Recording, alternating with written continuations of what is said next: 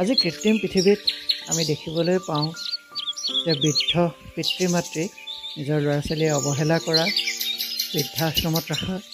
সেই একে সময়তে প্ৰকৃতিৰ বুকুত আমি দেখিবলৈ পাইছোঁ যে এটা বৃদ্ধ পক্ষী যি উৰিব নোৱাৰে, খাদ্য সন্ধান কৰিব নোৱাৰে, তেনেকুৱা এটা পক্ষীক নিজৰ পোৱালীয়ে খাদ্য সন্ধান কৰি অনা আৰু খুৱাই দিয়া।